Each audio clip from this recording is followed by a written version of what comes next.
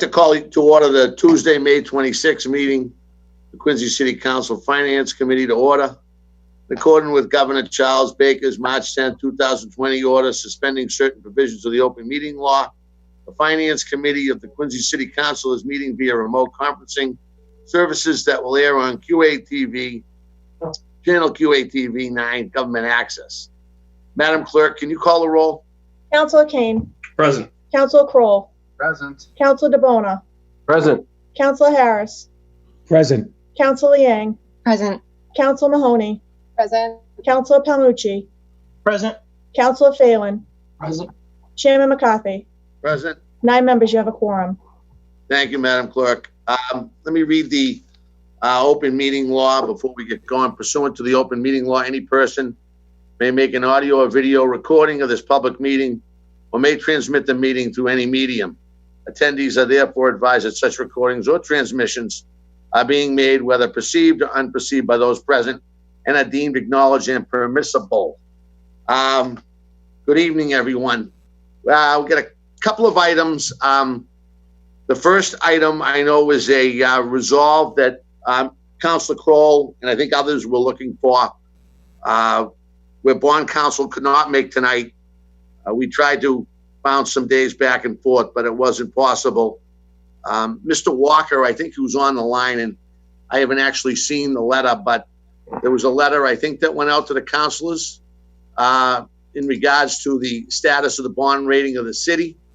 I don't know if folks had time to receive that or not, but that resolved the budgetary update and financial forecast with Cinda will happen at a date in the near future. To have her in front of us, I think the letter covers the bond rating and the update, as well as if you go to the back of the budget booklet, S&P update in the back of the budget booklet gives a good scenario on the city's financial forecast, its ratings, its strengths, its weaknesses, etc. And we're in a pretty good place during a time of turmoil here. Second item tonight is, which will be the only item that we'll really get into talking about, is the revenues with Mr. Eric Mason presenting. I also had sent out a message that I'd really like to try to stick to Rule 10 on a 15-minute limit per counselor on questions on the sections, and then there'll definitely be comebacks, alibis for 5 minutes after. That way we can flow through. Mr. Mason can go through his presentation and come back and hit him with questions in an orderly fashion. If there aren't any questions on anything, I'll turn it over to Mr. Mason to start to go through the revenues and the presentation. So a quick overview of the budget is that it did, as the mayor spoke about, increase 3.8%. That's a little south of $10.5 million. Those are all contractual increases. Predominantly, the largest ones we're seeing is in the education department and in OPEB, or I should say in the retirement contribution, because it was $2.475 million of that. We did have cuts. A 3% cut is in admin and finance, and in cultural and recreation saw a 5.2% cut. And that's virtually completely all due to DPH guidelines. And there are no reduction in services outside of those DPH guidelines in the budget. It's kind of comparing those expenses. The public safety, education, employee benefits make up the vast majority of any city budget, and Quincy is no exception to that. Those are really talking about public service departments are still conservative, but remain strong in upward trends, where other expenditures have this is more of a plateau year, which is to be expected. We're in uncertain times. So revenue is kind of the reason we're all here together tonight. Quincy had 3 strong quarters, and that is that we recently got new ratings. We got rated again, and our rating stayed strong at AA+ stable outlook. We'll get into that a little later in the presentation, but a large portion of that is our revenue stayed very strong for the first 3 quarters, and we did see some, to be honest, we are unsure of what this Q4 is going to look like. We get a lot of pass-throughs from the state, as in the state collects it and it's held as a trustee tax and they're released back to us at the conclusion of this quarter. But in terms of what we see that can be updated day to day is the levy collection is very strong. It's currently just above 96%. And then we have, but one of the, definitely as you look through your revenue sheets, you probably saw that building permits are weak. They're only at about 30% of the year to date expected. And that has to do with the fact that a lot of this, despite the city maintaining being open for construction, a lot of people put off home repairs and a lot of the stuff that makes up that late third quarter, early fourth quarter surge. So traditionally, we see the end of the third quarter and fourth quarter carry the weight of our building permit fees. But because of the very nature of COVID, we just haven't seen that increase. So they're projected to finish the year at about 50% of what they originally projected for. And that's just, it's largely a product of COVID-19. It's, people put that off, both in terms of wanting to have people in their house doing construction and in terms of the uncertainty in future income. When those two things are coupled, it does cause stagnation for building permits. And that is a trend we are seeing statewide. FEMA reimbursements, the emergency management, Ali Sleeman's department, did exceptionally well. We were projecting $187,500. And as of speaking with you today, we're at $1.44 million in collections. That's just having an emergency management director who is in tune with how to get those reimbursements, and it really paid dividends. And if in any year to have that revenue, this was the year. But overall revenues, especially considering for COVID-19, have been strong. There are some communities that are having more revenue issues, and that's because they're more dependent on local receipts. But Quincy is not one of those communities. We're faring about as well as we could fare. To kind of get into a little more nitty gritty with revenues, real estate levy has been 96.1% collected. June 1st is a pushback date that Governor Baker has allowed for. So next week, we're going to have an even better idea. I will say it is a unique animal because so much of that is collected through escrow accounts. So escrow accounts, many of the very large mortgage holders May 1st went right out and paid it to us. So that helped our liquidity position in a time where municipal liquidity positions are vulnerable. Our liquidity position is very strong, and that just made a strong position even stronger. 92.5% of motor vehicle excise taxes collected. That will probably round up to near 99-100% by June 30th. And we are allowed to hold open the revenue books until early September to make sure we collect all that motor vehicle excise tax. So I'm very confident that's going to finish the year where it's at. We have collected just shy of 80% of meals tax. We had a great third quarter for meals tax before COVID hit. Really, I was looking at the numbers. We have a model we follow that really tells us where we're at. We kind of use it as the navigation beacon. It usually that quarter, between that post Christmas to April, is usually a very weak meals tax revenue period. We didn't see that. Actually, we saw it had about $466,000 in it, which is about $100,000 more than the model projected. That has to do with we are in a restaurant renaissance boom, and that helps. That definitely helps smooth out some of those cyclical motions we see with meals tax collection. But obviously, we are expecting to get about another $100,000 for Q4, which is usually in the $400 to $375 range, just because people aren't eating out as much. So the takeout is helping, but as you can talk to anybody in the restaurant industry, it's not floating them the way that dine-in service is helping. Additionally, while fines don't make up a large portion of our over $330 million in revenue, they did perform weak. That's more proportionally they performed weak, but it is something I definitely wanted to highlight, that they are underperforming at about 55%, and that's because we haven't been enforcing fines in the historic manner we do. So I do expect those fines to recover just a little bit, but nothing that would change it to 100%.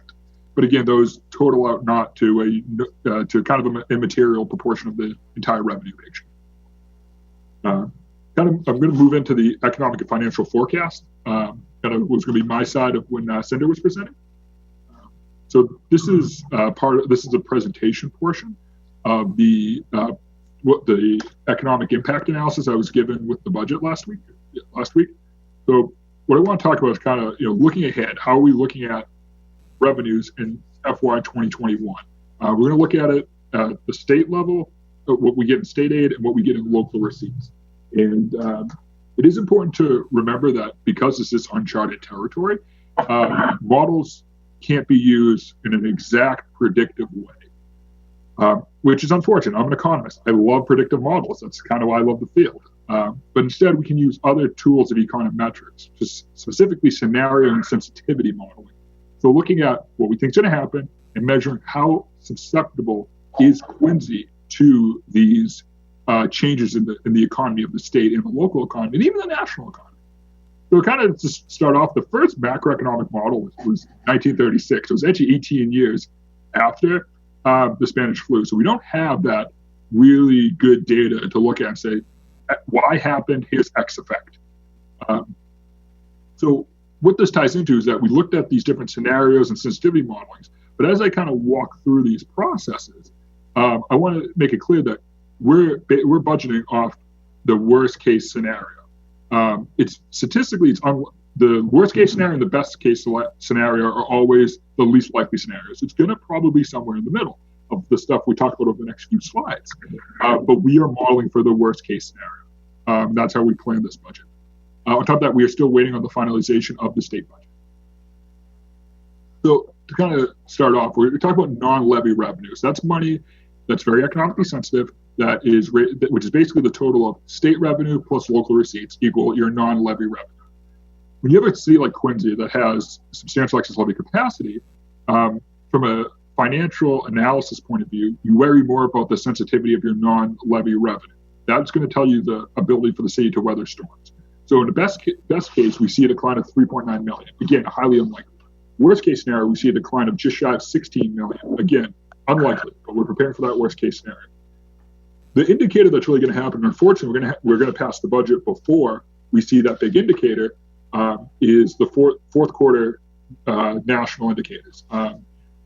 The head of the St. Louis Federal Reserve, he's an econometricist, and the St. Louis Federal Reserve runs the Federal Reserve Economic Database. So the big data guys, they said fourth quarter could be a completely normal quarter, like we saw before COVID-19, or it could be a massive delay effect in start to see a recession.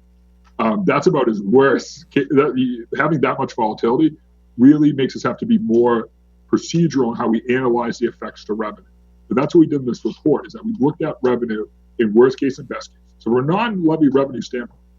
We're modeling up to the worst case, but it's going to be probably about sometime in December until we have a really, really good idea about what the economic future holds for the state, the national economies, and all that comes down to the local economy.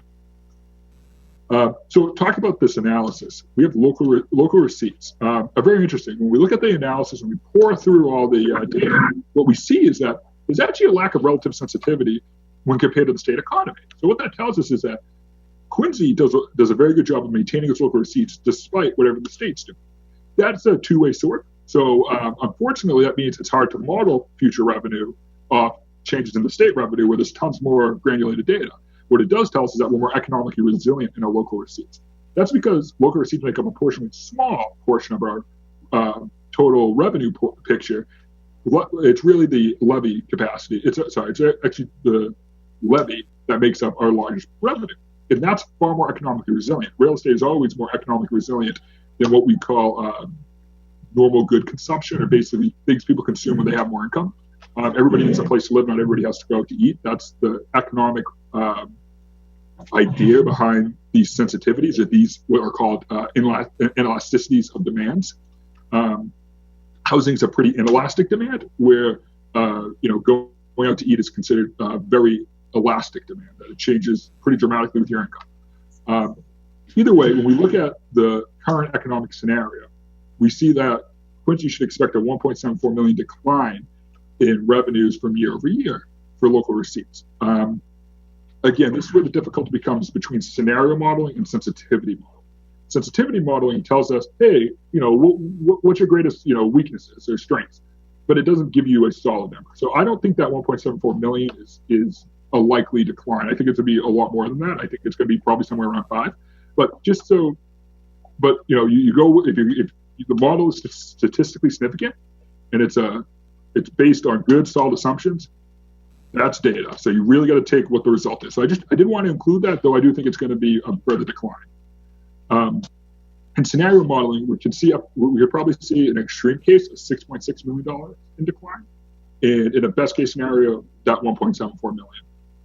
That model is largely based on looking how the number of employed persons in the state of Massachusetts compares to a decline or increase in revenue in the city of Quincy.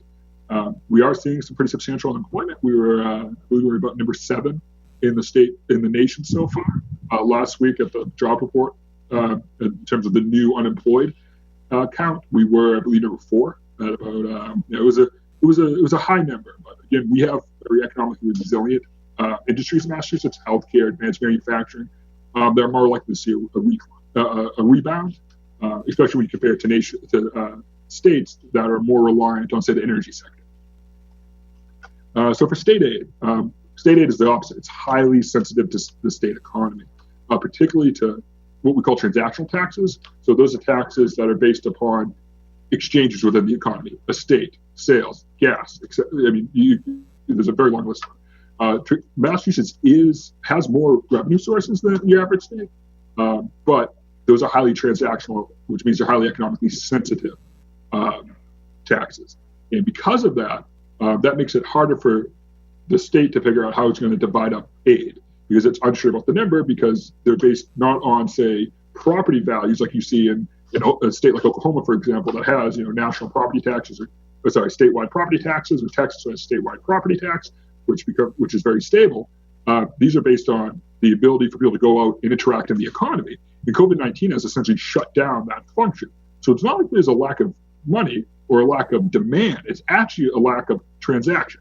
This would be the opposite side of what sometimes is called in Keynesian economics a liquidity trap, where instead of it being people unable to exchange because of a lack of cash, it's people having cash, but because there's not a system to exchange in, you end up jamming up these revenue sources. And as I mentioned earlier, state aid has not been approved, yet it can help. And it has been changed a lot from some of our preliminary laws. Best case scenario for this, $2.3 million decline. Again, best case unlikely, worst case $9.3 million. That's about a 20% cut. Some of you guys know I absolutely love talking about is interest rates. So Quincy has recently been reaffirmed at the AA plus credit as a AA plus rating by S&P with a stable outlook. So we each got reaffirmed at our previous rating, including on short-term issuance. We did receive we got reaffirmed at the highest short-term issuance rating. Truly speaking, a lot of municipalities are now in the process of getting downgraded during this because of the lack of ability to tax, there's a lot of municipalities around the country struggling with liquidity, and just generally being unprepared for these unprecedented times. Quincy, due to its amount of liquidity and its just cash, it's cash is king. It's always good to have cash on balance sheet, but also based on its ability to manage through these events, which has been shown through. Because we did an economic redevelopment, we took an economic depressed era and we redeveloped. That gives a lot of reassurance to Standard & Poor's that we can handle. We were used to interacting with our local economy. There are a lot of cities that are very passive. They don't try and develop, and they don't try and engage in economic development. But because Quincy actively engages in it, it means where S&P views us as more likely to be able to adapt to any economic circumstances. Couple that with expanded excess living capacity that's far greater than even the maximum debt payment could be. Gives Standard & Poor's a lot of confidence in the city of Quincy. So in a time where a lot of municipalities are going down in grade, we're able to keep the ship at the second highest credit rating. If you look at that chart below, that's high quality market debt. So those are corporate bonds. Quincy's always a little bit below that in rate, which is a good thing. It's because most of our bonds are tax free. But this index follows Quincy very, very close. And these are some of the biggest companies you can think of. These are the Apples, the Googles, the Amazons. Even though those companies don't bond a lot, when they do bond, the Federal Reserve Economic Database, or FRED, records this data for us. And it does track us very strong.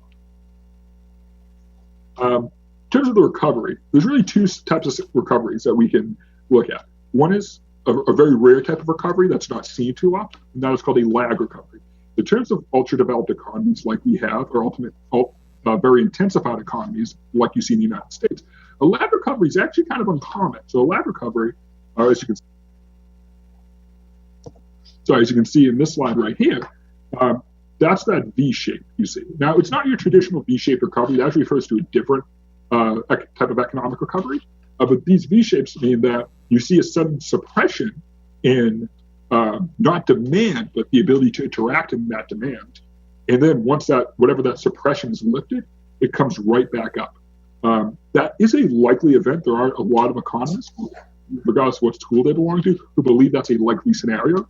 But we're all in uncharted territory here. So we don't know if that's a likely scenario because we don't have any statistics to base those odds off.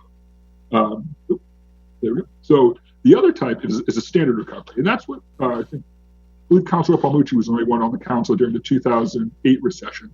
That type of recovery is called a standard recovery. It's when you see a depression and then a slow percent year-over-year recovery that was faster than the decline, and then eventually pulls you back up. Standard recoveries there's a reason they're called standard recoveries. They're very common. But COVID is not a common situation. So it's no more likely to be a standard recovery or a lag recovery. Lag recovery would be, by the time we talk again next year, we'd be pretty much back to normal. I think we could, financially and economically speaking, I think there's no going back to normal in general, but those are the split between those two different analyses. What's going to be really important here is the duration of the stagnation. And why that's so critical when we look at, hey, how is Quincy going to recover? How is Massachusetts going to recover? How is the nation going to recover? Is the longer you have stagnation, that usually couples with a decrease in consumer confidence. And consumer confidence or consumption, well, it's not the driver of long-run economic growth.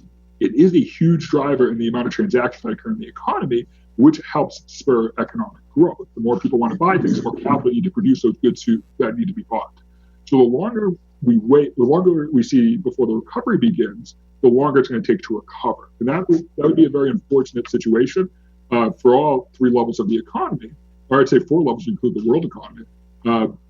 But it's unlikely to happen. Generally speaking, people want to get back into consumption. There isn't like the 2008 recession where you get people stepping back. It seems like people are quite the opposite, are looking to engage in the economy.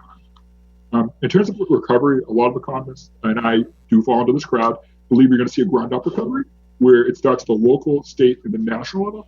And the reason for that is actually because supply chains have become so ultra-developed between, across nations and across states and, even across individual geographical regions, that as policies vary between state to state or nation to nation or region to region, if any sort of that supply line is cut, you will not see those durable goods be able to move into the market. So local economies, the local restaurants and local shops are going to actually be able to interact in that delayed demand a lot quicker and a lot sooner than a long supply line would have to. So that's why there's a belief that local, state to national recovery. And we're actually beginning to see that. It will be interesting to see when the economic data comes out in 2 weeks, how much of that is still true. I think it'll still be strong, but that's an opinion, not a fact. And as I mentioned earlier, employee and consumer confidence are going to largely dictate the type of recovery. And that will lead us kind of that new economic normal. What I'm particularly concerned with is if we look at the recovery in terms of what it does to business districts, not so much like a downtown district we see in Quincy, but like a seaport district, ultra-developed commercial-only areas, or almost all commercial. If people stay remote working, you may see land rent declines in there. Again, we're far too early to say, but the Muth-Mills model, which is the foundational model for urban economics, suggests that that's likely. It actually has a name. It's called a donut city. But the jury remains out. A lot of economists don't think that's going to happen. But it is a concern I have, but it's not. It's more of a long-term concern. That's why it's important to always have a strong residential mix at any time.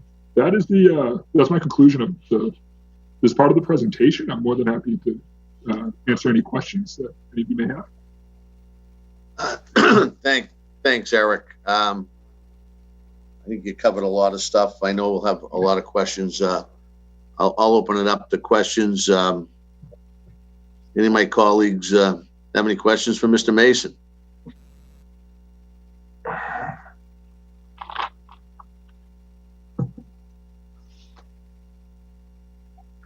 Am I missing it, or? And we have no, Mrs. Mahoney? Yep. You have a question? She's on mute. Counselor, you're on mute. Can you hear me? Yep. Yeah. Okay, sorry about that. Thank you, Mr. Mason. That was, I appreciate the presentation. I just wanted to start by, when I'm looking at the local receipts for Quincy, we look like we're at 75% of collection at this point. Do we have any anticipation that we're going to be able to collect the extra $7.9 million? Yes. So there's kind of a little bit of a two-part answer there. So a lot of the revenue we have that comes in is quarterly revenue. So we're 75% of the way through quarters.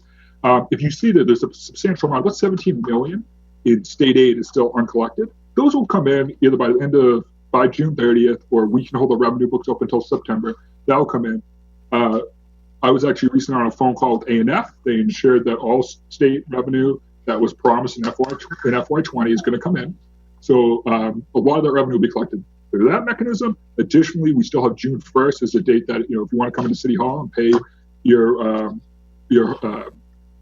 real estate tax in person and or in cash, is still available. So I do expect us to collect very close. We never collect 100% of revenue. That's very rare for any municipality this size to do. But I do expect that to, be very, very close to where we're supposed to be. Okay, so did you just say that the state has guaranteed that they're going to make the full payment in the Q4? Is that what you said? Yes, they did. Okay, that's great news.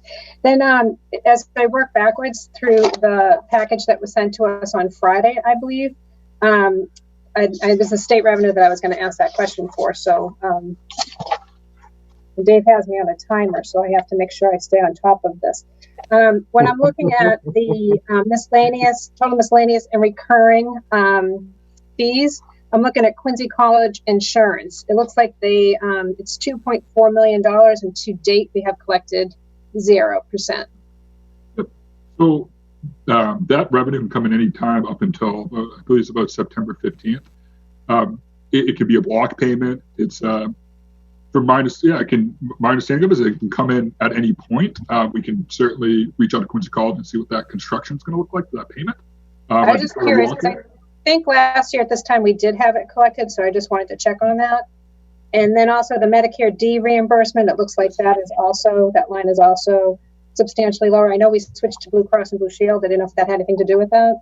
No, I believe the city auditor, Mrs. O'Connor, I believe, correct me if I'm wrong, Medicare Part D has to do with is reimbursed through a school program, through education, or through DOE. I know there's okay. Sue, do you want to? Yep. So what you're talking about, Eric, is the municipal Medicaid reimbursement. Oh, you said that comes Medicare. in through the school department. I believe what Councilor Mahoney is talking about is the Medicare D reimbursement that the city receives each year. And last year we had received, I think, around $831,000. This year we've only received $441,884, and that, in fact, is due to that was our final reimbursement while the city was under the GIC.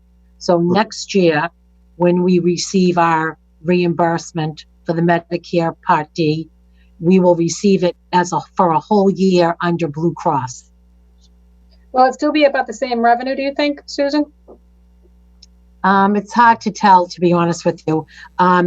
It should be more than $441,000. Okay. The other question that I had was the urban redevelopment. We have $626,000, and to date we've collected nothing in that line either. And I think that's because it was it might be done. Is that correct? Are you asking me or Eric? Mr. Mason. I will certainly check into that, but that payment was part of the delay to June 1st allowance. So I will. It could be something that comes in next week. Okay. I think it had something to do with the development, the 121A. So I think we do have to check in that, because I believe that might be the final payment that we were receiving. So, and I believe I'd like to have that checked and followed up with you, if you could, Mr. Mason, and supply that to the full council. So, do you need to know the number of that? That's 466017. I'm familiar with the account, Counselor. Yep. Okay. And then also, it looks like the FEMA reimbursement that we got was substantial. It was over 770%, but that's a one-time reimbursement. Are we anticipating, or can we budget for any of the federal reimbursements that we think we might get for COVID? Yeah, so that's actually very interesting. It's actually under Massachusetts General Law 44, Section 31. When you have the state of emergency declared across the state, not to sound redundant, we are allowed to set up a special fund that can, it's called a special revenue account. And what that does is allow you to pipe in both state and federal reimbursements to one account to offset those expenditures. So that's actually currently set up right now. Okay, so that's the account that we set up. Is that true? That we're keeping tabs of what we're spending so that we can potentially reimburse that? Okay, Yes, that's good to know. Okay, and then when I'm moving back, I'm looking at total licensors and permits. I know that you said that the building permits are very low. Is that something we don't anticipate making up? Is that correct? Yes, I would not assume that would be made up in its totality. Okay, and the same thing with T-Pal's parking. I noticed that their parking revenues are very off in the parking receipt and parking lockbox. Yes. Is that something that we're not anticipating will be? No, because that's kind of it's a very granular income that happens in stages, so we can't make up for time lost. Right. And then my question there is, when we have lost revenue like that, when we're budgeting, are we taking that into consideration too? Because we have to actually budget for the lower number that we've collected, Yes. Correct? Yes. So we have lots of revenues, and that was part of your presentation, correct? Yes, that is counseling. Okay. And then I'm just going to go back again to fees, and I'm looking at cable access. It looks like we've collected 65% there. I was just wondering if we have an update on that. Yes, actually, we received a payment today for Comcast for that. That's because that's done in stagnated payments. It's not done equally throughout the year. Okay.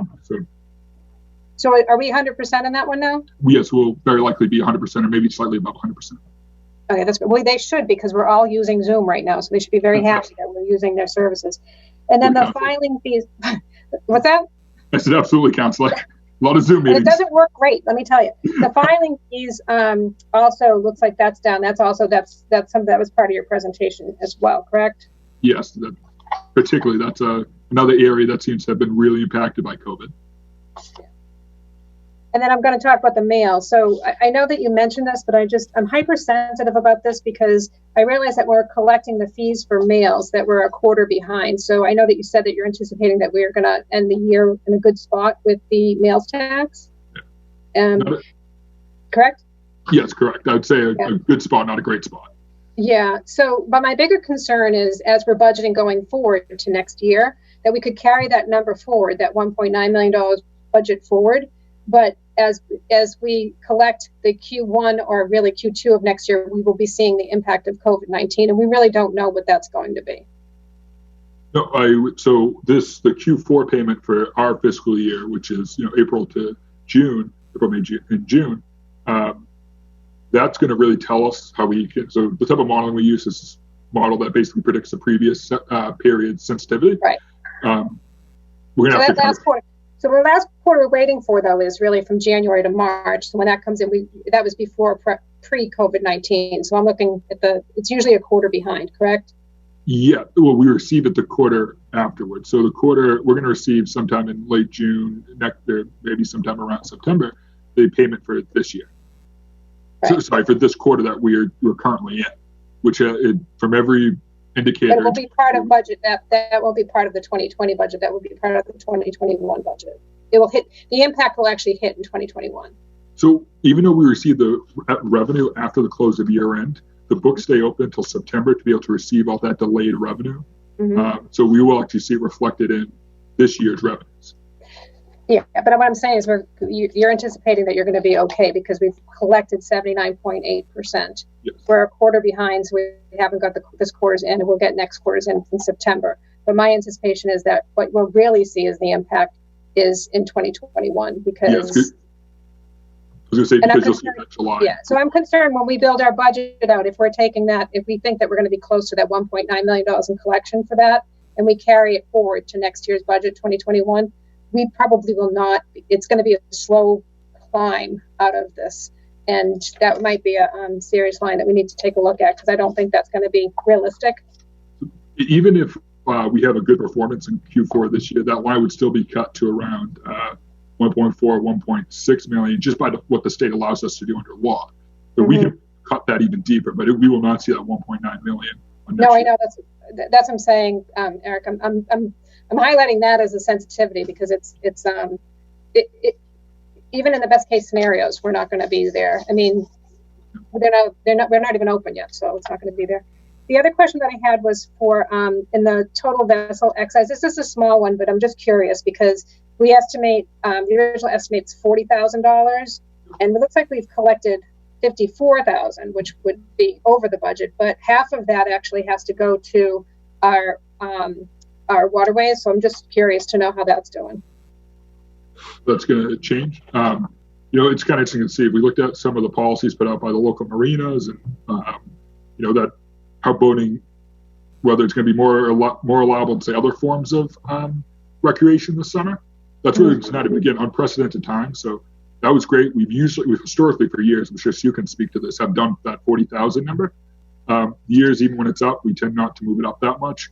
It is very sensitive. On top of that, it's a relatively small amount, $50,000 compared to like the 300 plus million that we look at in revenues. The sensitivity of that becomes very kind of gets dissolved in the larger portion of the overall revenue. Right. So are you saying that one you're going to be anticipating you'll get less because we know that it may not be used as much? Is that what you're? Yeah, we would cut up. We're optimistic about that return to normal. We're not going to put 54,000. We're not going to see that as the new baseline. I mean, basically, we budget for 40, but we usually collect about 80, and half goes to waterways, and half comes to the budget. Correct? Correct. I believe that's the breakdown. It is. Yeah. So one of the concerns that I have with the budget, and I know it was a lot of work, and I'm not certainly taking away any of the work that you're suggesting, but at this point we're 3%. You did a lot of work to bring the budget down, but we're still $10 million higher. And if we take off the table any free cash that we actually knock the taxes down, $10 million is basically about, if we have no other way to knock that down with revenues, it has to come in taxes. And that comes in the personal homeowners taxes typically is where we collect that. That would be about a $261 tax increase if we didn't have free cash. We have about, is it $2.5 million in free cash? I believe. Is that true? Sorry. I believe it's $2 million in free cash. $2 million. Eric, are we anticipating that we're going to get a good chunk of free cash back that we'll be able to balance this budget? Because we don't have other revenues that we can guarantee to make sure that we're going to be able to minimize the tax impact to the taxpayers. Yeah, so we are projected to have a several $1 million surplus. That has to do with a few ways in which COVID-19 has taken some costs off the books for the city. But what's also important to consider is that the valuation for new growth, the new construction, is as of last year. So we are still projecting about more than $5 million in new revenue from new growth for this fiscal year. Okay.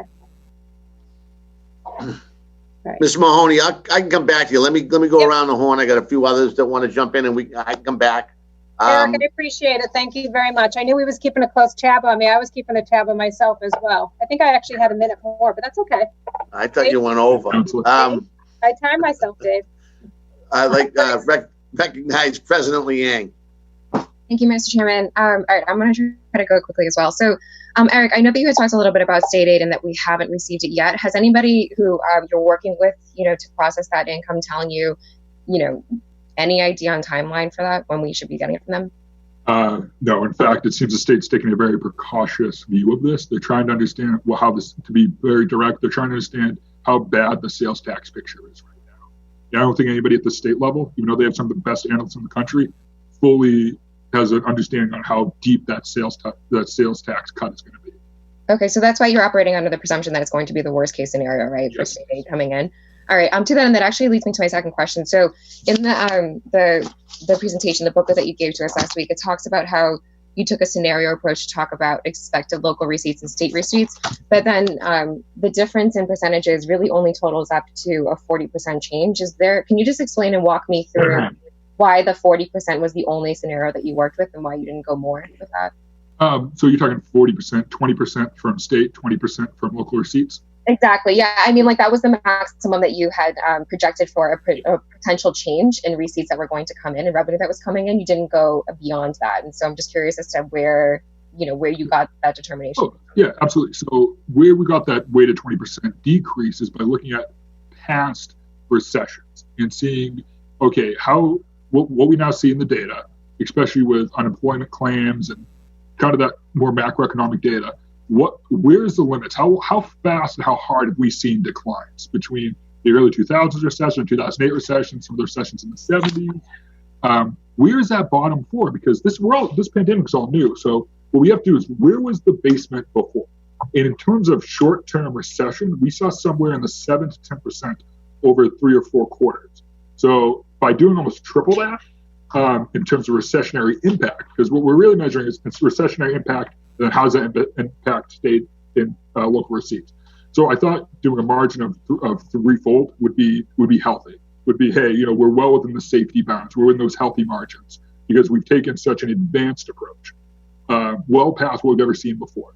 We are on unprecedented territories, but we know where the water is deep enough by those margins. We may not know how deep the floor is. We just know it's deep enough. We're not going to hurt when we dive in. Okay, so you feel like going 40%, is enough. That's conservative enough to imagine that we're going to have that much of a loss. Okay, and then I know Councilor Mahoney talked about local receipts a little bit. I'm just going to go back to that for a moment if I can. So I know that you had mentioned that the books are going to stay open until September for us to receive the local receipts that will be coming in for Q4.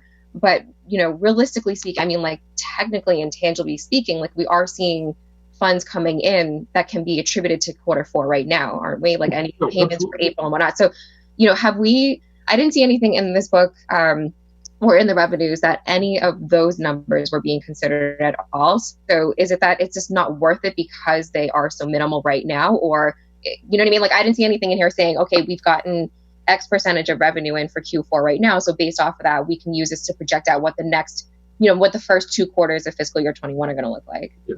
So, Council, that actually addresses a very important point when we talk about looking at revenues and trying to forecast them. If we look at the sub-quarter revenue income, it's very, very rocky and inconsistent, whether it's a good quarter or a bad quarter. So if we look at it, if we cut it deeper than a quarter, say we look at it weekly instead of quarterly, that creates a very awkward picture for revenue forecasts. You'll end up with a revenue forecast that's very jagged, that ends up not even being right. So what the lowest granulation we could use is that quarter data. So that's why it lays silent on a lot of that analysis, is because we're still waiting to understand what that full picture looks like. So any assessment made out of a half a quarter of revenue intake is not going to give what I feel the council the necessary information. I think that any assumptions based on it would lead you to a false conclusion. Okay, and then I guess then to the other point, and I apologize if Councilor Mahoney had asked this in another way. My Zoom also froze at some point, I think, when you guys were talking about the internet. So at what point do you think September is the earliest that we could potentially get the full quarter picture from the end of Q4 for fiscal year 20? Yes, I wouldn't say September, but I'd say early August. Probably early August to September. That's usually when we see everything come in. Yeah. Okay, and so pandemic or not, you don't think that taking a look at, even 7 weeks of a quarter, is helpful whatsoever to help us to take a picture? We do that when we do the year-to-date assessments for a lot of the, that aren't trustee tax, like, for example, building permanent fees. Mm-hmm. We look at that on we'll take the number of weeks through the year, like 38 weeks divided by 52, what that percentage is, and then apply that to where those revenues are. But we don't look at it as just Q4. We look at it as an extension of the previous 3 quarters going into Q4, not as just part way through Q4. Yeah, I know. I was thinking that it would be really helpful if we could have looked at any of the data that was coming in to date to, again, help project out what Q1 and Q2 are going to look like for fiscal year 21. But again, if it's not going to be helpful and it's not going to actually give us data and give us numbers that we can make educated decisions on, then that I understand. I also have a question so our debt to budget ratio. This is something I always ask, and I just want to clarify. So we are currently at 7%. Are we currently at 7% for our debt to budget ratio? We are if you count excludable debt. So, for example, the DIF doesn't count. It does. If you look at the financial policies, doesn't count towards the debt to budget ratio, and that's because that's independent debt that's paid for by future development. It's not paid for by the general whole taxpayers of the city. So that when we adjust out for that, I believe we're around about 5.6% in that frame. 5.6%. And then what is it with the diff? Just because, even though that doesn't go towards the general budget, ultimately it's still the city's responsibility, Yeah. right? Yeah, so that's a good point. So with that, we're about 7%, but I think it's like 6.875. It's right in that frame. I'd say 7% to make sure it's accurate. And remind me, what was under our financial policy? What did you want to stay between? Between 6 and 7.5%. 6 and 7.5. So we've got about a half of a percentage left before we really start to get to the top of our borrowing ability, correct? Well, that would be if we include diff, which we don't include in that. So we're actually around that lower range. The reason Standard & Poor's and other financial advisors want you in a range is because they view if you're not borrowing more, you're allowing your capital assets to depreciate. So that's why they want to see a range. So it's funny because a lot of people think it's like, oh, is 6 the upper limit or 7.5%? No, that's where they want you to, kind of fly the plane between those two numbers. Sure. I mean, as I think you mentioned it in there as well, as you need to borrow money in order to be able to make money and to get more things. And so you just don't want to borrow to the max, right? And that's what I just want to make sure we're doing here is that, again, if that's the top end of it, I want to make sure we have enough flexibility, particularly with the work that needs to get done in downtown, that we are giving us that space, to not be up against that 7.5%. What percentage of our budget is reserves right now? So we're at about, if you include free cash, so the student you can look at the inter-year reserves, which includes your unreserved fund balance. That puts us at about 7%. If you do unreserved fund balance, which you'll find in our basic financial statements in the budget packet, that would put us at, just around 6%. That's great. I know that generally we want to be somewhere between the 5 and 6%, right? So if we're at 7%, that's even better.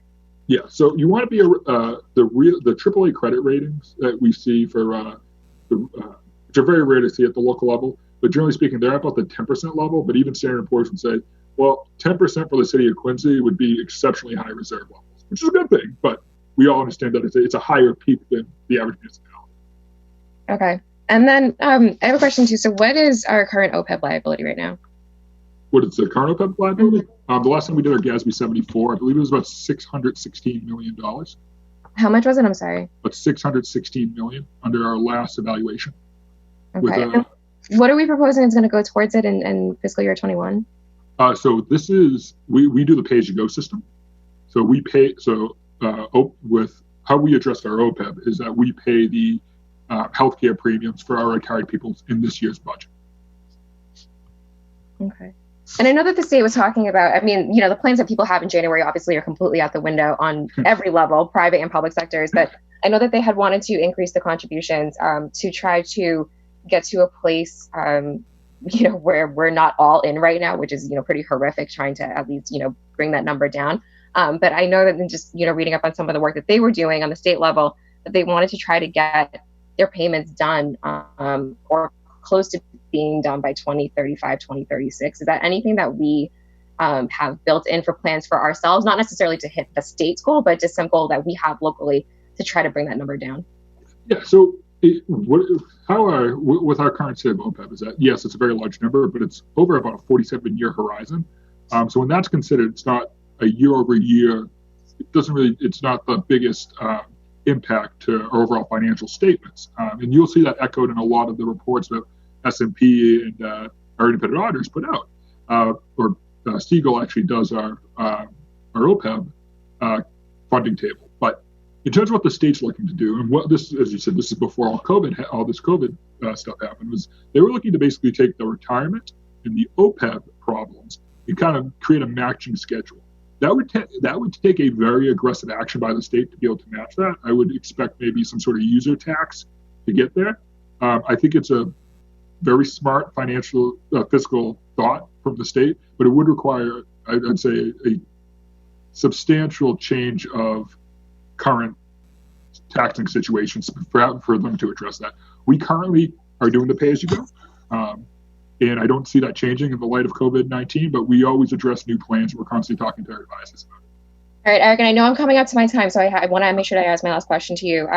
During the budget presentation last week from the mayor, there was a mention that the budget will have some potential fall 2020 adjustments. And so that wasn't talked about at all. So do you mind just elaborating on that? And then, Mr. Chairman, I know that I'm coming up to my 10 minutes, so that'll be my last question.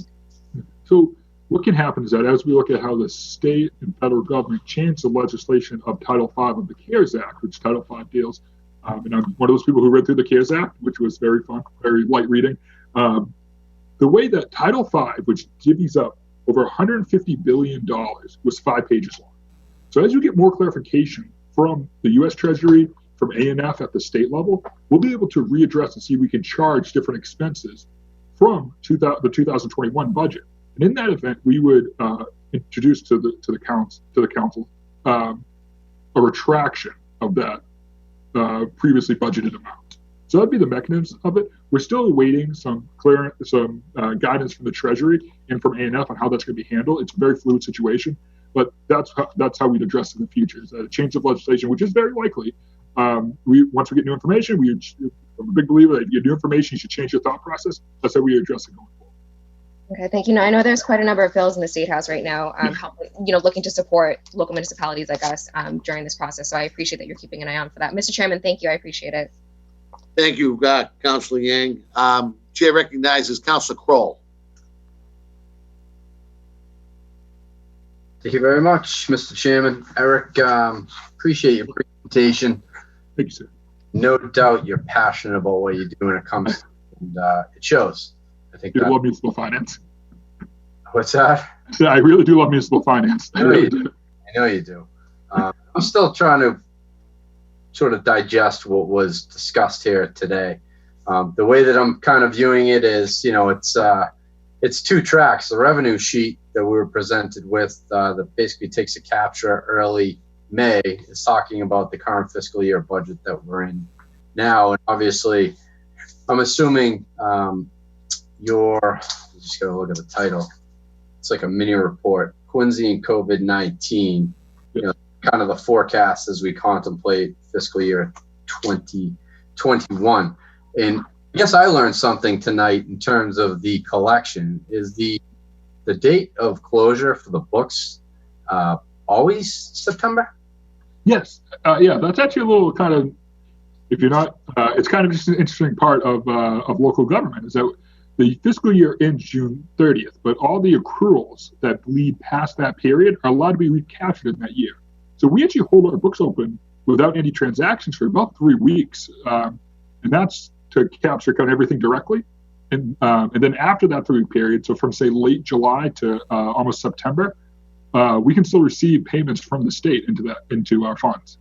So between that window of time, you're actually operating on 2 tracks, whereas you're still open for business or revenue collection for the prior fiscal year, and you're also, I guess in some regards, probably not substantial, but beginning to collect revenues for your Q1 of the following fiscal year or the current fiscal year. Yeah, absolutely. I mean, Deb Coughlin's office, Bill Harding in my office, I don't think I was ever aware of that overlap. So that's interesting to me. It's interesting to me too. I'm sorry? I said it's interesting to me too. It's an interesting facet you don't see in the private sector. So, one of the questions that I had, Council Mahoney had covered it, obviously because it jumps off the page, right? It's I'm going to use rough math there because I'm going off my notes, but it's about $2.5 million left outstanding from Quincy College for the benefits. And obviously, to your point, we have till September of this year to collect it. Does that seem like something that is going to come into the coffers? I would say yes. I see it from the financial standpoint. I don't know if Mr. Walker has any to add to that. Do you, Chris? Mr. Chairman. In the end, Councilor, we do have a hope that we're going to get that revenue in, but in the end, the college is a department of the city. We would be obligated to cover that deficit if it still existed around that time. Right, but the assumption always was, in a perfect world, that they would basically self-fund their benefits. Because, I guess the way that I see it is you're using, the members of that particular employee pool to create pricing efficiency when you go to market on the healthcare, would be my guess. Sure. Is that accurate? That's accurate. And historically, the revenue at the college has never been an issue for the city, but there's always been the reality that the college is a department of the city, and outside of COVID-19, anything related to COVID-19, clearly the last couple of years, there have been some issues over at the college that are being straightened out now that have to be dealt with. And, we're going to continue to deal with those. The college is very, very important to the city. It is a department of the city. We'll see what their revenue picture looks like as the year goes on. But to your baseline question, yeah, I mean, that would be a deficit we would have to pick up. Yep. No, and I completely agree with the sentiment. I think, Quincy College is also an asset to the city. In the time I've been up here, I don't think I've ever seen that show up in the form that it did. Correct. With respect to the revenue projections. So obviously some financial issues that they're working through. Mr. Mason, I was kind of taking some notes as you were going along. So if you could just give me the indulgence. I know the shot clock's running. But so the rating agencies, right? S&P comes out with a favorable, stable rating, for lack of a better word, right? You there? Oh, yes. Sorry. I don't think my mic picked up my answer. No, it's okay. I was just wondering sequentially, my thought, and maybe, again, everything is not what it once was not too long ago, right? So my understanding always was the rating agencies always weighed in with a report post the passage of the budget. So that would be, past 7/1, call it. And I believe it was after, the management letters were authored and there was some additional follow-up data post a budget being approved. At least that's been kind of the standard that I've seen since I've been up here. Is this year a little different? Yeah. So, and that has to do with when when our bands they had to be renewed. So traditionally, we will have a small bond offering in late June. I believe we might have one also in like early July. So what happened is we had about $42 million that were due in early June. So we actually went to the market a little earlier so I wouldn't have to take on any short-term debt for that. And then particularly for this type of debt Quincy has, with the municipal buyback program that the federal government flushed a little over $2.29 trillion of liquidity into the bond market. We were able to take advantage of what we project to be some very, very good interest rates by being a little more aggressive when we enter the market. So yes, this is certainly different sequencing, Counselor, but the sequencing is a cause of the times, I would say, is that we were able to take advantage of exceptional liquidity in the municipal bond market.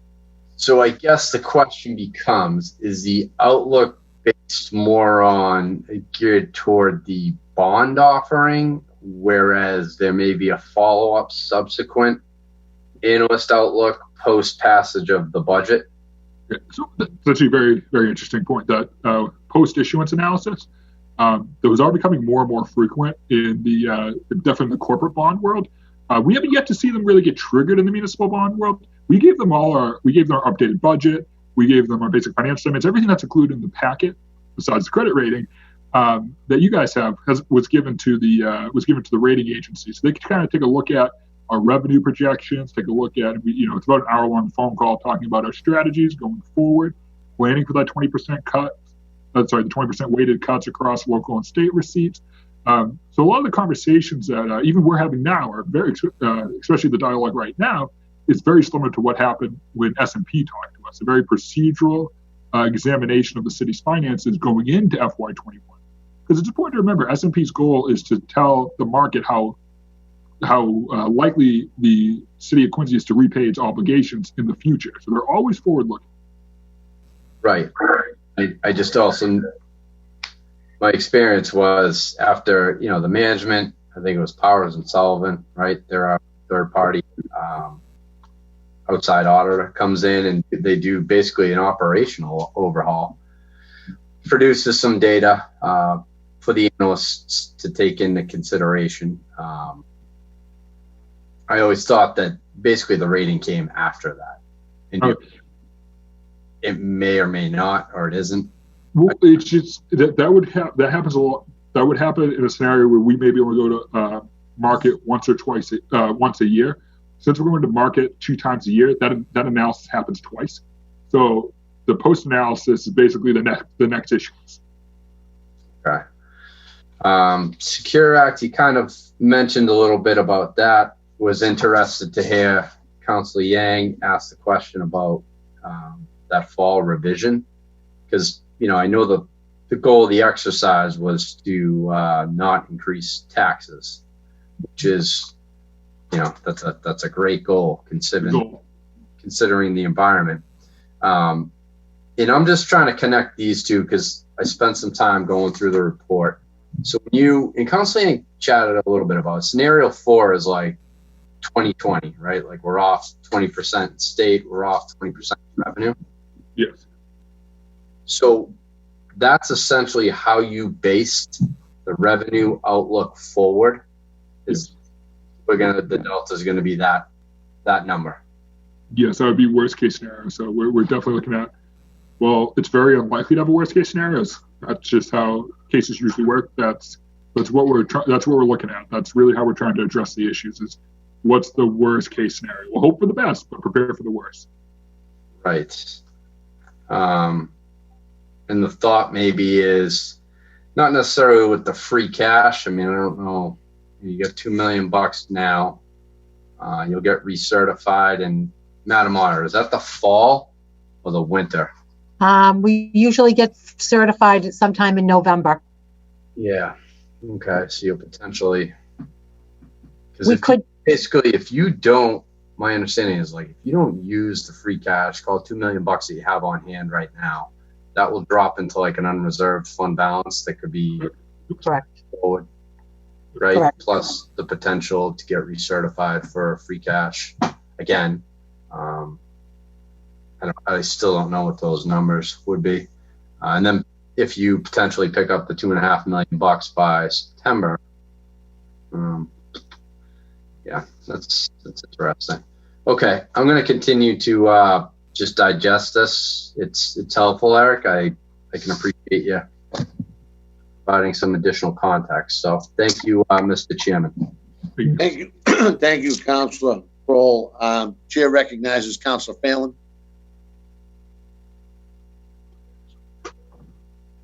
Thank you, Mr. Chairman.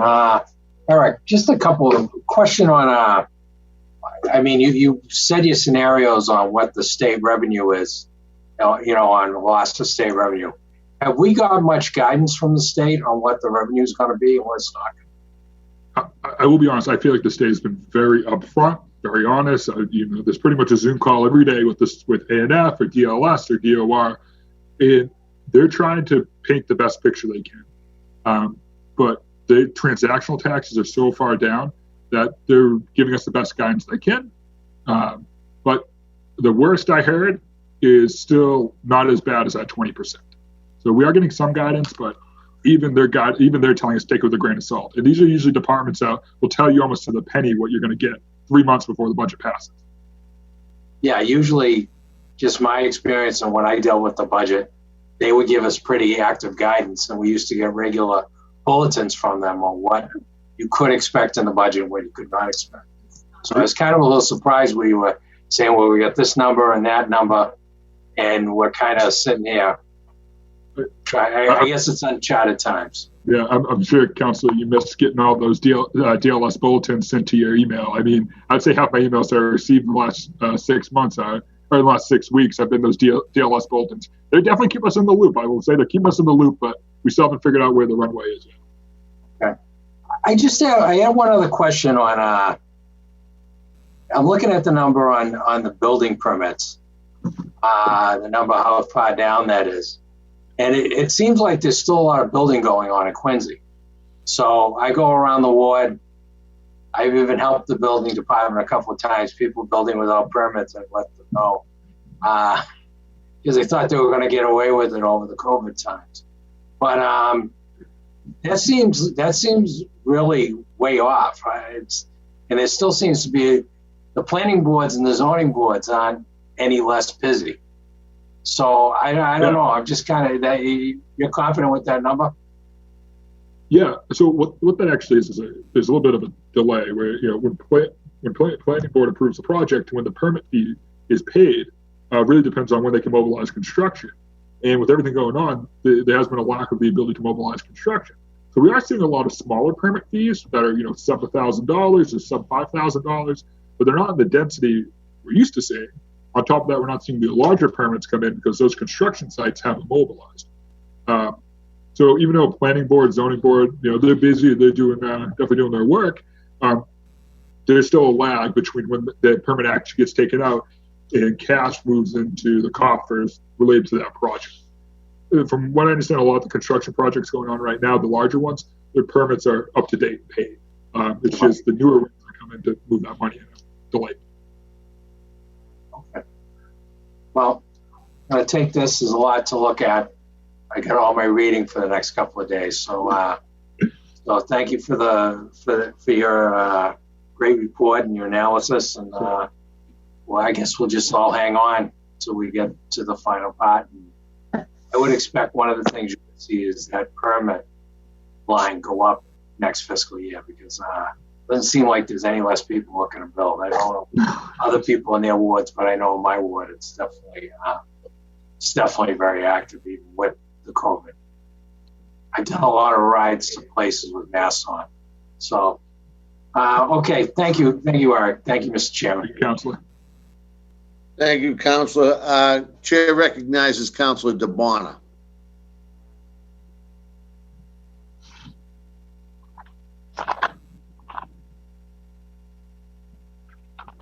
Thank you, Mr. Yeah, Chairman. You're on right now? Okay, thank you. Thank you, Eric, for your presentation. I thank my colleagues for asking some of the same questions that I had. However, just some general questions with the state aid, Eric. I will have to admit, since you've come on with us over the last few years, you've done a really good job with giving us information up front rather than us trying to go find it from you later. So that's very helpful for us as counselors. So thank you for all your hard work. State aid, we're roughly around $50 million that we receive, roughly 28.7 for the school side, the Chapter 70, and then the 22 million for the other general government. Is that correct? That's correct, Councilor. Of that, right? What about federal aid? Do we have any other? I don't see it in my packet. And some years we have, and some years we don't. But how much federal aid are we getting at all? So federal aid tends to come in two different ways. One is, I believe it's called Title I with the schools, and that deals largely, I believe, with special needs education.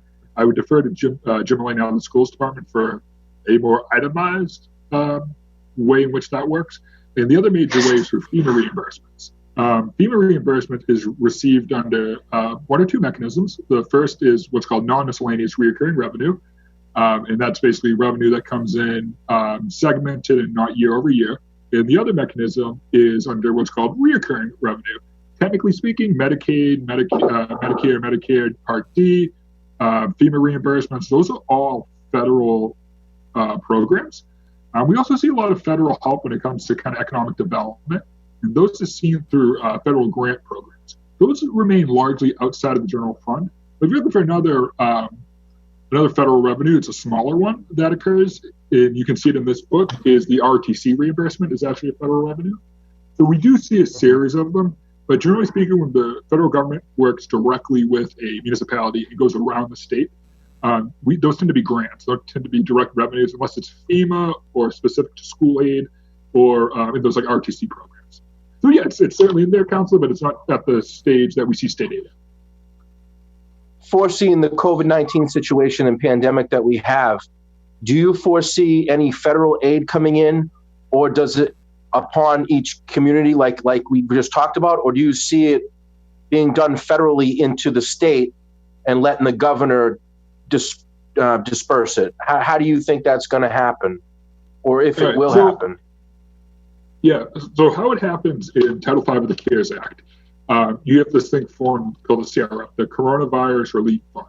And that was $150 billion allocated based on population percentages at the state level. And then states could give up to 45% of the proportional population weight to municipalities.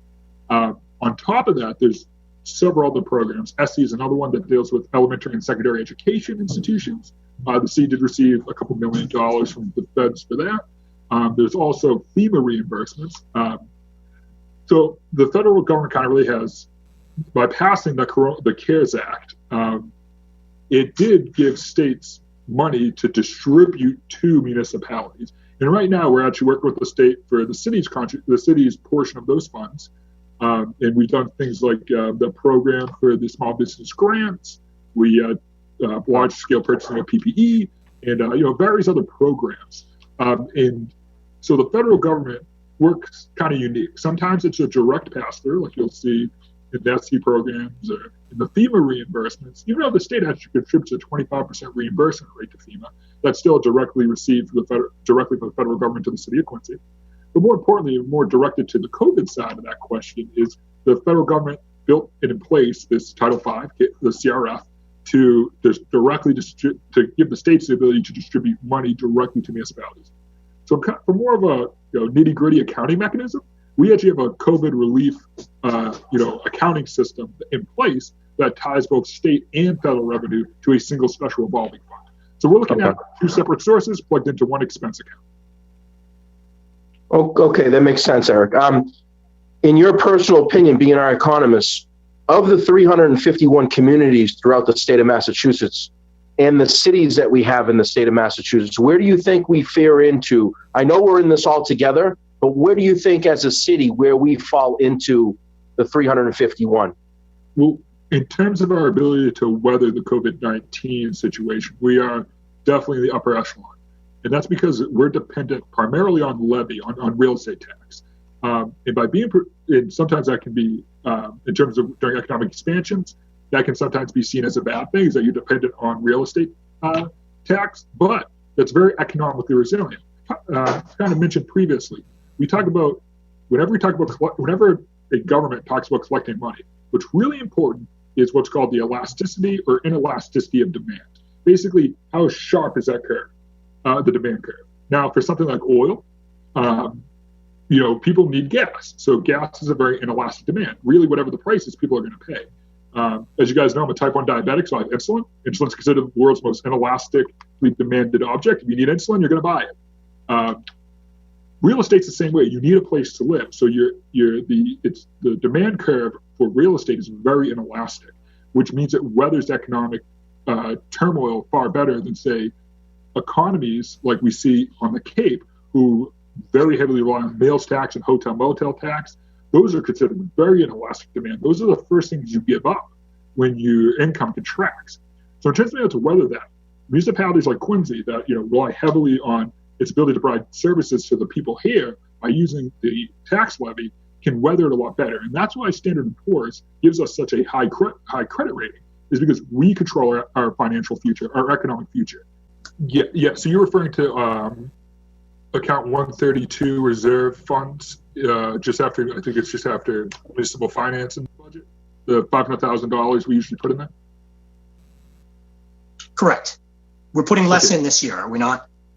Yes, we are, but we're not using to supplement. That's not an increase. It's just a staying flat. Right, but typically we put free cash in there. We always put a percentage of or we have in the recent past, put a percentage of the free cash into the reserve. Yes, but that's done not in the budget. That's usually done during tax rate setting. Right. Oh, I see what you're saying. So that's to offset how much we would need to make up to reach the budget. Yeah, I know I'm being a little bit of a municipal finance guy. But it makes sense. You're right. It's because it's backwards rather than forwards, kind of, right? Yeah, right now we're talking about forward planning. Yeah. Right. Okay.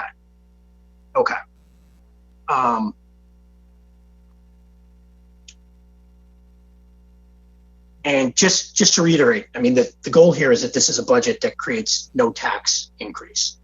And I 100% trust that if the mayor stands before the council, whether it's in person or virtually, and says that this budget will not result in an increase to the residential taxpayer, that there's going to be no increase to the residential taxpayer. I trust you wouldn't say that unless it was going to happen.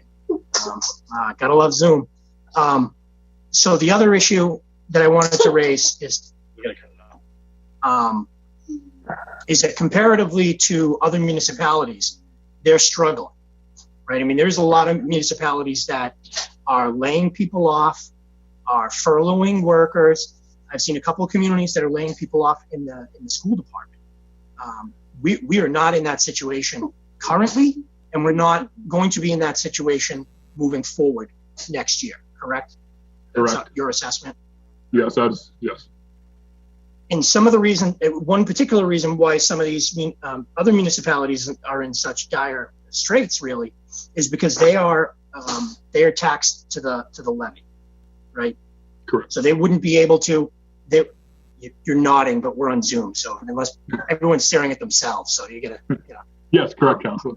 Right, but so in order to increase their taxes, right? So if revenues are down and they want to increase taxes to be more reliant upon the real estate taxes, then what they would need to do is have a Prop 2.5 override and have a vote to increase the taxes.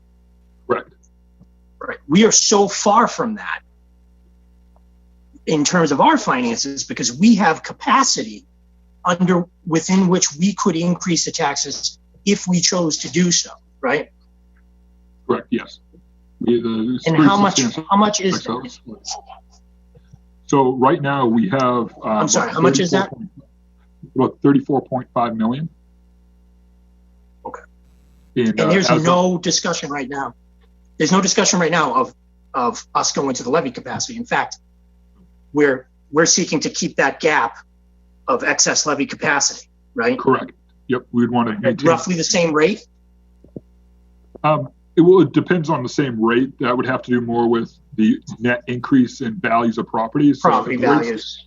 The rate stays the same and values go up, you'd create a tax increase. So it would have to shift. It'd have to counterweight it, but at the end of the day, it would be the same dollar amount on the tax bill. Okay. Okay.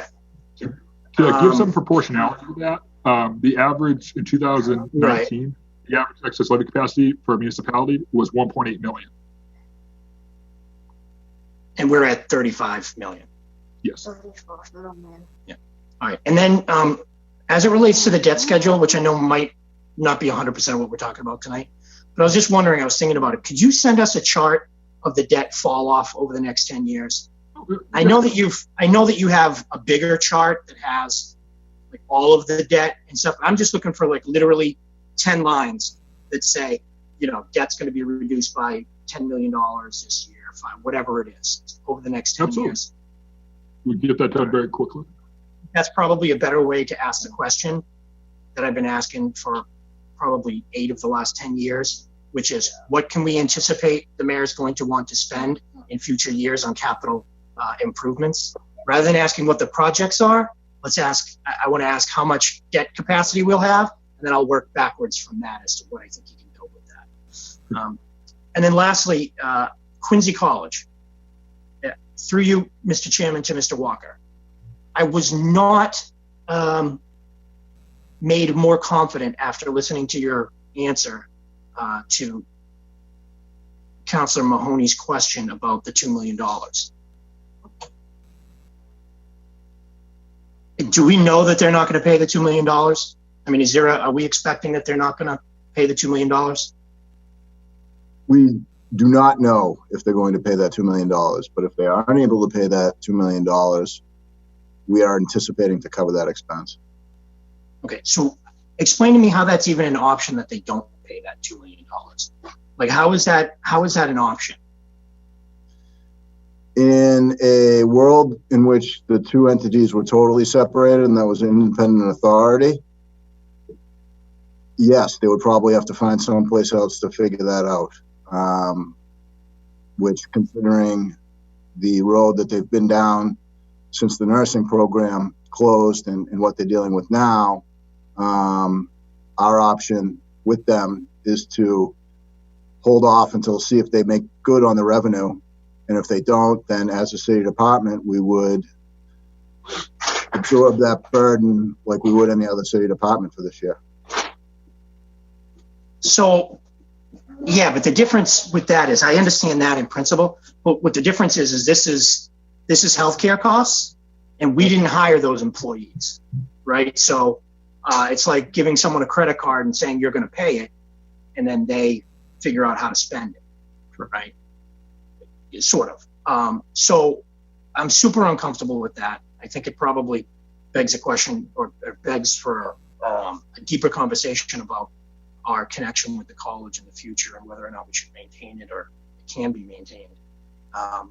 But for the time being, they just revised their budget, right? Didn't they revise their 2020 budget at some point, not in the not too distant past? I'm not sure, Yes, Council. no. Okay. Well, I saw a revised budget. I don't know when it came out. A revised 2020 budget, and it called for them having a deficit in their budget of $2.4 million. And I'm wondering if we are not plugging that hole with this $2 million, and how how the city deals with that, right? Because that would be an extra $2 million we would need to close out this budget, correct? Sure, that is correct. I'm sorry, to close out this year, Yep. this budget, right? And so that would either come from free cash or an increase in new growth, right? I think if it's at the end of this fiscal year, it would be baked into the year-end transfers. So yeah, it would eat free cash at some point. And we're anticipating that there's going to be plenty of free cash to offset the fiscal 21 budget, as well as pay that $2 million if we don't get it. Our projections show that, yes, that's true. Okay. So also the college has an OPEB fund that they've been funding at approximately $500,000 a year for the past several years. And I think I don't remember the number. I saw it last year, but I think it's in the multi-millions of dollars, right? It's like $10 million or something like that. Do we have access to that money? Because it's our obligation. The OPEB obligation is our obligation as a municipality, but the portion that is their obligation, they've been saving for that, right? Is that money that they've been putting aside for the OPEB obligation in a city account that we control, or in a college account that they control? I don't know, Council. I have to check on that. Okay.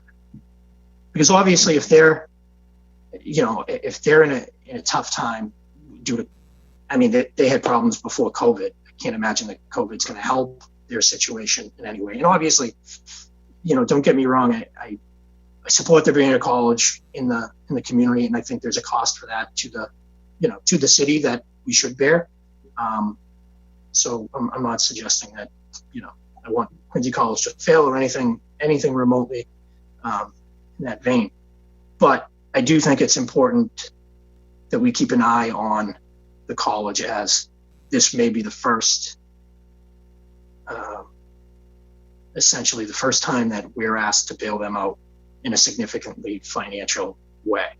So I think that's all that I wanted to ask. Oh, one other question. Why was the FEMA reimbursements that came in, those weren't discussed when we authorized the money for COVID-19 response? Are they unrelated? Those are all. They're unrelated. Sorry, Eric. Oh, sorry. Okay. And so are we building in potential FEMA reimbursement in the future? Yeah. So related to COVID-19 or just general FEMA reimbursement? Yeah, COVID-19. Yes, we are, but that's going to be segregated into a separate fund per Chapter 44, Section 31 of the state. That kind of. You would talk to another counselor about that. It's special. That's the special revenue fund.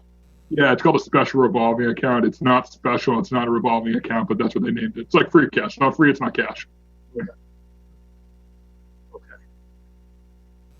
Okay.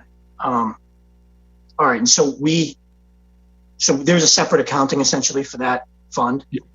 All right. So we know everything that's COVID related coming in and going out.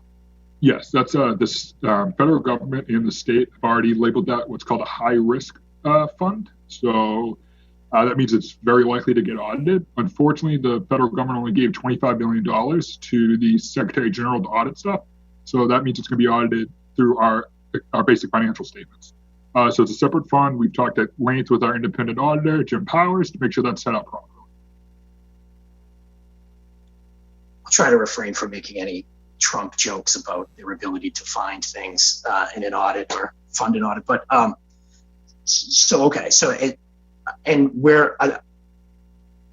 do we have a number on what we're expecting in FEMA reimbursements right now? Do you guys have a working thought? Yeah, so it's a little up in the air because FEMA reimbursement is based upon expenditure. So you can get 100% reimbursement. As of now, until December 31st, which is when the COVID money ends, in terms of its lifespan, I would expect somewhere in the neighborhood of like maybe $2 to $3 million in FEMA-related reimbursements. But again, that's inherent on us spending the money. So if, say, FEMA drops off a bunch of PPE to us, then we wouldn't get a reimbursement. We just wouldn't pay for it. Right. No, I understand that. And we're going to do it either way. We're going to do what we're doing either way. The FEMA reimbursement is really just, I don't want to call it bonus, but it just brings us back to a pre-COVID place because we have to do what we have to do for folks. But I mean, exactly. we're spending $1 million out of the Affordable Housing Trust Fund, which would be reimbursable by FEMA under the CARES Act or the COVID-19 crisis. Yep. We put up $1 million for the small business micro grant program. So the rental housing assistance, the small business grant program, and then our very important work with the vulnerable populations and the depopulation of Father Bills and the folks that we've been putting into quarantine. All of that is reimbursable, right? Yeah, so specifically the Father Bills is a high priority reimbursement. Right. And we haven't budgeted for that, right? So the Affordable Housing Trust, they vote, they budget that. The small business grant loan, that's through CDBG, which is through the planning department. We don't necessarily have a vote on that because it's an executive function. It's an application of what they're allowed to apply. Yes, it's a. Will there be? Go ahead. What'd you say? Oh, I said yes because it's a federal. I missed it. program. What did you say? Oh, I was Right. And the CARES Act opened up the reins essentially in the CDBG money to allow for that expenditure for small business grants. But do you anticipate that there's going to be additional funding requests coming to us to keep up some of these operations or replenish some of these operations? No, I don't anticipate that because we are slated to get outside from FEMA, but from Title V of the CARES Act, we are slated to get even more. It could be around like the $10 million mark. But the state and the federal government are still flushing out those guidelines. The state's been very open about it. I've spoken recently with the head of federal awards for through A&F. They've been very much an open book on this process. So we are expected to, at minimum, get about $8.3 million from the state, but it's likely to be more. Okay, great. Well, thank you very much, Eric. Mr. Chairman, that's all the questions I have. I just want to state again, if I haven't already, but for the record, I think this is one of the best budgets we've seen. Really, we're in a time of crisis right now, and the fact that we are not raising taxes, I look forward to the middle of the summer or September to look around the Commonwealth and see how many other communities, if any, were able to pull off financially what we are contemplating here, what's being proposed. Having no tax increase to the residential taxpayer during one of the biggest economic crises that anyone has faced in 100 years. So this is an amazing budget that we're able to maintain a level of services. That's the thing, it's coupled, right? So they may not raise taxes, but their services are going to go down, whereas we're not raising taxes and our services aren't going down. So this is an incredible piece of work, I think, that Eric and the rest of the team put together. And I just commend the mayor, I commend the team. And I'll be supporting this budget at the end of the day and look forward to discussing it more with each department head. Thank you, Mr. Chairman. Thank you, Councilor. And yeah, I agree. The best case, worst case approach in the presentation really lays it out and prepares us either way. And we're in a good position. Quincy's in a good position. Thank you, Councilor, and thank you for the family entertainment also. Oh my gosh, she's in so much trouble. Councilor Kane, do you have any questions? No, that's kind of you to ask. I don't need to sound redundant like others, so let's. I'm looking forward to hearing the department heads present their cases over the next few days, and I do concur with Councilor Palmucci. I think it's unbelievable that a budget can be presented that is going to hopefully put the taxpayer at no further detriment to their financial positions, which I know are going to be experienced in many personal ways as we experience the next 2 years. So thanks everyone for their time. Thank you, Councilor. Chair recognizes Councilor Harris. Thank you. I'm sorry, Councilor Palmucci, for you said you were going to be last, but I think it's probably going to be me. And I want to echo the sentiments of my colleagues. I'm very envious of you because I wish my daughter was over my shoulder, but she's obviously she's in her 30s, and I envy the love that you can see right there, and that's what it's about: family staying in. And I'm not just saying it. I'm not going to speak further, other than to mention a couple of things, because I have no hidden agenda with what I have to say. The big thing that really stands out is the work that was done. I think it was on the 4th page of the presentation, was the work that was done just to achieve the FEMA money that really will take the edge off. Take the edge off of some of the things. Representing probably one of the highest. I think I represent the highest tax base of the city. There could be arguments with that, but at the last time I saw it, it was. And us going through this historic time, and I know I'm not the senior person. Mr. McCarthy is the senior person by a few days, right, Dave, on the council. But what we're going through right now is, having a budget like this. I think the message that should be sent from this body is the fact that the city of Quincy is in one of the best positions of any of the major cities in the Commonwealth. And I have to look at the numbers at my job when it comes to what we've been fighting, and the job that obviously that has been done, being the 8th or the 7th largest city in the Commonwealth. I think the thing that the message that has to be sent is we're in a good spot, and we're in a lot better spot than a lot of folks. And again, I thank you, Chairman, for indulging me. And I'm going to keep it under 5 minutes. I don't think I've ever come close to breaking the 5-minute rule or the 15-minute rule. If I ever break 5 minutes, somebody better call a doctor. But thank you, everybody. Thank you, Councilor. We had a few go backs. Mrs. Mahoney, I know I owe you 5 minutes plus a minute, so go right ahead, Councilor. Just teasing you, Dave, but thank you. Eric, I'm just going to go back. I have just another question for Quincy College. So I think it sounds like we're not going to collect that money. But in the past, Susan, in the past when we had this line, how did they usually pay it? Was it quarterly, monthly, annually? In the past, they paid it monthly. They paid it monthly. So it's safe to say, and Mr. Walker, I think it would be safe to say that this is going to be something that we're going to probably have to bear the burden for.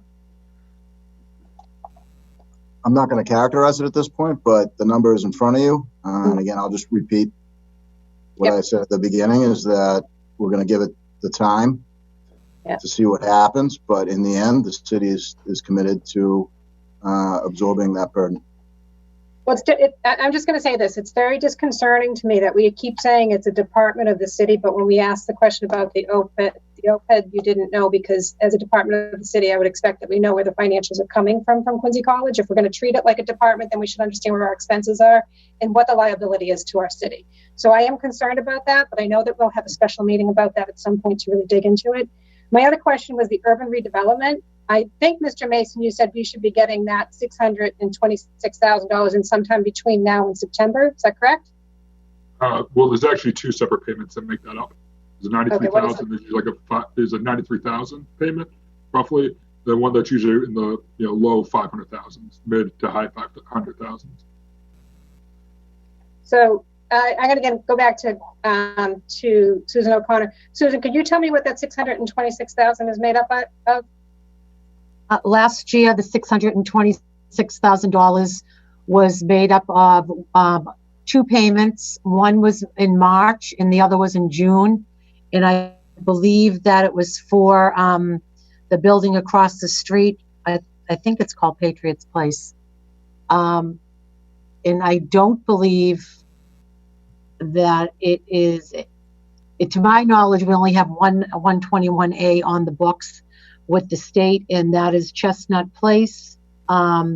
Usually we would receive the payment, but I believe that the certificate of occupancy has to be issued prior to that. So, believe that Mr. might be Mason 6. or Mr. Walker, could I get clarification on that line item, that 626? Because it looks like we're not going to be getting that money, and I just want some clarification on that. Yes, we can clarify it. You got a question for Mr. Walker, Counselor? If either one of them could tell me, is that 121A, is that the final payment that we received? Are we anticipating money to come in on that? It sounds like we're not, and we have another 121A that we haven't got a certificate of occupancy. So is that something that we're going to have to cover as well, because it's in our budget? It's not in the budget, Counselor. It's on the revenue Well, it's in side. our fiscal, It would be a shortfall. revenues. It would not be- It's going to be a short. Yes, I understand that. So when I mean the budget, we're reviewing revenues right now, and the revenues for the end of the quarter. That's what we're reviewing. So I'm asking, is that something that we're going to have to also? Again, we'll have to look into it, Counselor. Okay, so you don't know. No, that's why we have to look into it. Yep. All right. So in the budget presentation, you mentioned that, I know we were talking about the $2 million of free cash, and it looks like we're going to have potential free cash. Is there an estimate of how much we think we may have saved with all the departments not spending kind of quarterly this last quarter? Do we have an idea of where we're at? Yes, about 2 to 4 million, Counselor, and that would be before we start looking at rescinding purchase orders. Okay. So that $2 to $4 million, is that after we balance out the Quincy College or before? So in terms of free cash, that'd be the overall balance. So the free 2 to 4 cash is overall. So the 2 to 4 is what we, and that, does that include the $2 million of free cash that we have now that will go back? No, it doesn't. So it would be, so potentially we would have, come the tax time when we have to set the taxes, we should have maybe between $4 or $6 million in free cash potentially. Hopefully that would be the scenario we're currently tracking on. And the reason why I'm asking you this, Eric, is because we have an increase to the budget of 3%. So it's a $10.5 million increase. And for us to not raise taxes on people, we have to have a revenue source stream to be able to not raise taxes. Although the average person's assessed family home for the average household will potentially go up. It was $492,000 last year when we set the budget, and I was at the tax rate, and the assessments are about 15 to 18 months set in the past. So it's pre-COVID-19, correct? Correct. Okay. So we can anticipate the average family home will probably go up from 492. Do we know what the percentage approximately that they've been kind of going up over the last couple of years? Over the last couple of years, it's somewhere about 3 to 4%. 3 to 4%. And Okay. remember, that's compounding. Yep, I understand. And then the $5 million of new growth that you're anticipating, is that something that it has not been certified yet? That's going to be something that will be certified in the fall as well, correct? Yes, new growth is certified with the tax rate. So is that something that Colleen Haley from the assessor's office provided to you? So we're anticipating that it could be more, it could be less, correct? Yeah, that's based on what I've received in discussions with Colleen. Okay. So we feel strongly that, I mean, I personally don't think it's ever good to build a budget based on free cash, because you're really artificially lowering the tax rate to zero, because you're budgeting with free cash, and that means your budget was either too high the year before. So my concern is that we don't know with the revenues what's going to happen to some of these line items in the revenues. And I know I've been actually attending a lot of different conferences that they've been offering to elected officials just to talk about how the budgets are working. And I do realize that Quincy is based off of personal property tax, and that's the reason why we're doing so well. So I want to thank the taxpayers out there, because a lot of the money that we collect is from the taxpayers. So and that's where we will be getting a good chunk of our money is from the taxpayers. But because of that, we have to be actually very cautious of how we're headed forward too. So I anticipate that this year we'll have free cash, but as we build budgets going forward after that, I think it's going to be much harder to do. So I do appreciate the presentation now. So, but I guess the last thing I'd say is other communities, and because they don't have the assessed value from the state that's going to be coming in, and I know you said you're in touch with them on a daily basis, they're offsetting and not going to be approving their budgets until they actually know what the impact is going to be from COVID-19. Is that something that that is not. Nobody knows what the impact is yet. I understand that nobody knows what the impact is, but some people are not going to approve their budgets until September. They're going to do a month to month, and then in September they have the assessment. Do you know what other communities are doing that, or? It's actually not a lot of communities are going to end up doing it, because it's a very, very difficult and time-consuming process. It's an option the city's always had to do a 1/12 budget. What happened now is the state under 53 allowed for towns to do it. In order to post a budget, when you have a 1/12 budget, you're actually posting 12 individual budgets. The manpower that takes to do is not actually available in most treasury departments at smaller cities. I just wanted to ask that question because I know that was an option that was being floated to other communities. When I was attending some of these things, they were saying that that's something that people can do. And I know some people, believe it or not, the people who do pay attention to the finances in the city of Quincy also knew that. So there were some questions I was asked as to why we would set a budget when we don't know what the state reimbursements are going to be until September, potentially. But I think you just answered that. If it's a month to month, it would be a lot of time consuming, correct? And you're still making commitments because you're still operating on a fiscal year. You're just approving it monthly. So right. I think there's a little bit of misunderstanding by smaller towns on the impact that will have on budgets. Maybe, Eric, you can help me correct that base, because what I was trying to explain to some people was that the communities that might rely on more of their businesses, like maybe in Cape Cod, where it's a highly tourist industry, that they collect a lot of their fees and revenues from that, they may have to operate in that situation because the impact is being so high. And that's the reason why Quincy is set in such a good capacity, because our taxes are really on commercial and personal property, most of it. There's other fees that we collect, but for the most part, it's based on the tax rate of our personal homes and our commercial tax rate, correct? Correct, yes. So residential, commercial, and personal property. Okay. So with that, I do waver concern over that, because without knowing what the state's going to be, I know that you did a budget that's based on very conservative budget. I just hope that we're going to be able to meet the marks that we set, so that we will be able to, hold the line on the taxes, because when you're budgeting with the anticipation of free cash as being part of the way you're going to artificially lower that. If you're only budgeting it for free growth, the $5 million new growth, and also the assessed values going up, that'd be one thing. But basically, we're saying also about $4 million potentially of free cash will be going to offset that too, to get to your $10 million. Correct? Yes. Okay. Just want to make sure we had that clear. Thank you, Dave. I think I'm at 5 minutes, so I appreciate it. Thank you, Councilor Mahoney. Any other go backs? I think we're good. Eric, just to wrap it up, heck of a job on the forecast. Thank you for your time the other day. We spent a couple hours going line by line and section by section. So you are good at what you do, and appreciate it. Appreciate the mayor and Mr. Walker also giving me the time to go over a lot of financial questions that a lot of my colleagues brought up this evening. We're in a good position. We're lucky to have what we have and have the options.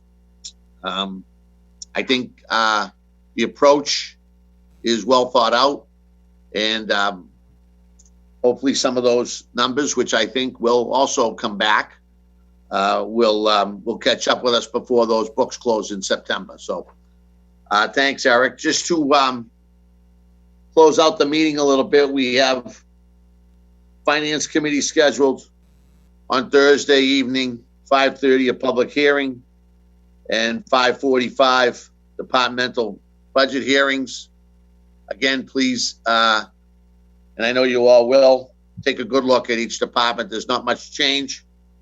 There's a few ups and downs, and a lot of it is pretty clear on why a certain department might have gone up or gone down as they tighten their belts a little bit here. And also on Friday morning, May 29th, 9 a.m., departmental budget hearings for police, fire, school, and DPW, which are our four big ones that I wanted to give us time there for those gentlemen that come up in front of us to talk a little bit in depth on Friday morning, maybe a little more time for them to share with us their moves. So at this point, I'm going to close the Finance Committee meeting. We get a motion to adjourn, and we'll call it an evening. Motion to adjourn. Bill Harris says motion to adjourn. Bill Thank Harris you. says motion. Thank you, Bill Harris. Have a good evening. Thank you very much. Take care, everyone. Stay safe. Right. See you. Bye-bye.